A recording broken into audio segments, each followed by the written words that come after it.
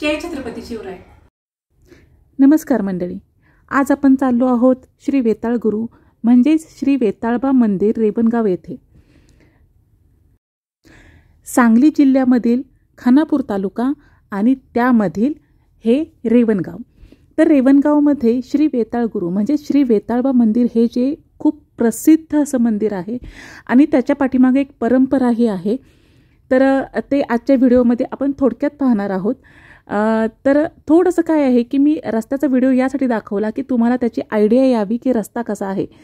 सुरुवातीला थोडासा खराब आहे रस्ता, पुढे रस्ता चांगला आहे, म्हणजे अगदीच हायवे सारखा असं नाही पण ठीक आहे, तुम्ही गाडी आरामात चालवू शकता। तर आपण आलो आहोत, मंदिराचा हा परिसर आहे। आता हे जे काही हत्ती वगैरे दिसतात हे तुम्हाला जवळून मी दाखवेनच वरती गेल्यावर। पार्किंगला भरपूर जागा आहे आणि आज आम्ही आलो आहोत ना, तर आज शांतता आहे मंदिरामध्ये। इतर वेळेला शांत असतं मंदिर, फक्त इथे अमावास्येला खूप गर्दी असते। तर अमावास्येला काय गर्दी असते, इथलं काय परंपरा आहे हे आपण पाहणारच आहोत। या मंदिर परिसराला बेलवाडी असेही म्हणतात आणि हे विटा आणि खानापूर यांच्यामध्ये हे शहर आहे, म्हणजे ह्या दोन शहरांच्या मध्ये हे मंदिर आहे। जाता जाता हे जे पहिलं प्रवेशद्वार आहे येथूनच महिलांना प्रवेश नाही। समोर पण आता मी निघाले ना, इकडे एक प्रवेशद्वार आहे, तर तिथे ना आतमध्ये म्हणजे अगदी अर्ध्यावरती तुम्ही जाऊ शकता। म्हणजे महिला, जे पुरुष वगैरे आहेत ते अगदी आतमध्ये, म्हणजे श्री वेताळ गुरु मंदिर जे आहे त्याचा आता जो मुख्य गाभारा आहे तिथं पुरुष फक्त जाऊ शकतात, महिलांना आतमध्ये प्रवेश नाही। तर महिलांना जरी प्रवेश तिकडून नसेल तरी इकडून तुम्ही अर्ध्यापर्यंत जाऊ शकता। मंदिर परिसर पाहाल ना तर निसर्गाचा खजानाच आहे इथं, आणि स्वच्छता तर भरपूर आहे, खूप सुंदर आहे बघा इथं। तर इथून महिलांनी आतमध्ये प्रवेश करायचा आहे कुठपर्यंत, तर मी तुम्हाला दाखवते की आतमध्ये गेल्यानंतर त्यांनी तिथे एक बोर्ड आहे, म्हणजे एक पाटी आहे, त्याच्यावरती लिहिलंय तिथून आतमध्ये आपण जायचं नाहीये महिलांनी, आतमध्ये पुरुष आणि लहान मुलं जाऊ शकतात। हे सुरुवातीलाच श्री वेताळ गुरु यांची राखणदार आहेत। भूतांचा राजा म्हणजेच भूतनाथ म्हणजे श्री वेताळ गुरु।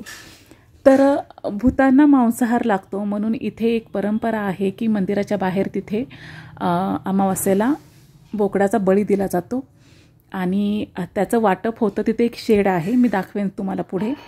तर तिथं ते वाटप होतं आणि नैवेद्य हा बाहेरूनच दाखवला जातो, म्हणजे आतमध्ये नैवेद्य मटणाचा घेऊन जात नाहीत।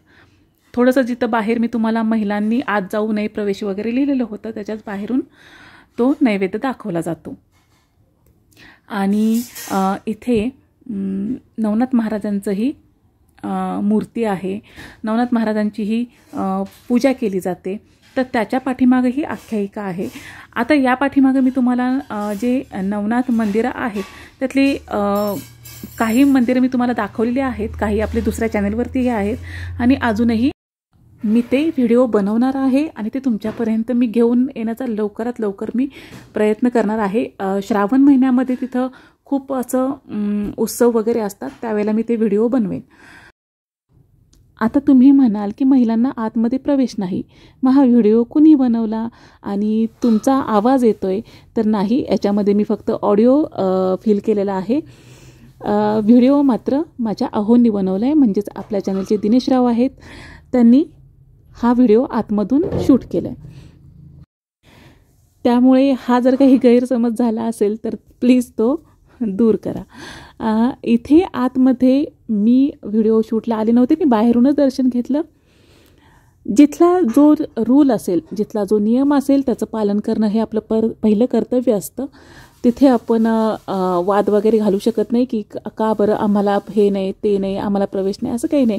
त्यांचे जे काही रूल असतात ते आपण फॉलो करणं गरजेचं आहे। हां, जिथं काही चुकीचं घडत असेल तिथं मात्र आवाज उठला पाहिजे, आवाज आपण उठवतोच, पण जिथं चुकीचं वाटेल तिथं, आता इथं त्यांची काहीतरी असेल परंपरा त्या पाठीमागे, त्याच्यामुळे आपण इथे नाही म्हणू शकत की का नाही आम्ही आत जायचं, ठीक आहे। तर मला इथं काही ते वाद घालणं काही योग्य वाटत नाही।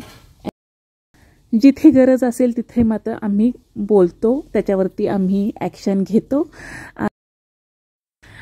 माझी तब्येत ठीक नसल्यामुळे आवाज थोडासा तुम्हाला इरिटेट वाटू शकतो माझा, तर तेवढं प्लीज समजून घ्या.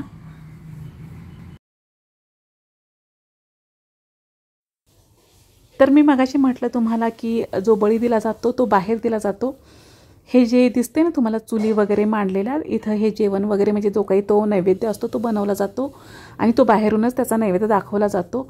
आणि त्याचं जे वाटप वगैरे आहे ते तिकडे एक शेड आहे, त्या शेडमध्ये ते वाटप होतं. इथे तुम्हाला जे काही माहिती असते म्हणजे कधी काय आहे किंवा कोणता उत्सव कधी होणार आहे त्याबद्दल तिथं माहिती दिलेली असते.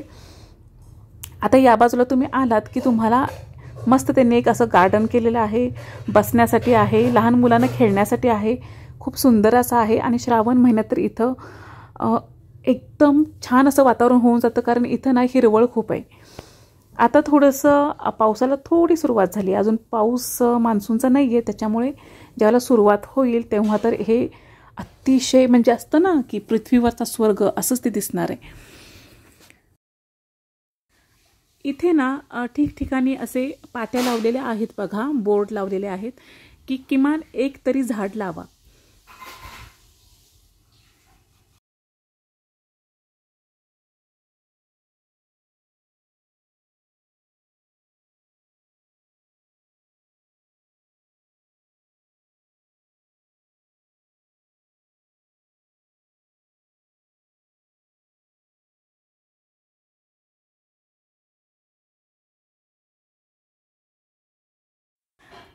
तर मगाशी येताना मी तुम्हाला जे हत्ती दिसत होते, खालून जे मोठे मोठे हत्ती दिसत होते, तिथं तुम्हाला आता मी घेऊन जाते. खूप असे भव्य असे हे म्हणतात ना की ते पुतळा वगैरे असतो असं, ते खूप भव्य आहेत 2 हत्ती. आणि इथं तुम्ही फोटो वगैरे काढू शकता. फोटो काढण्यासाठी वगैरे इथे काही बंदी नाही आहे, फक्त काही त्यांचे नियम आहेत तेवढेच ते आपल्याला पाळावे लागतात. बाकी तुम्ही फोटो वगैरे काढू शकता, कॅमेरा बंदी अशी काही नाही आहे इथं.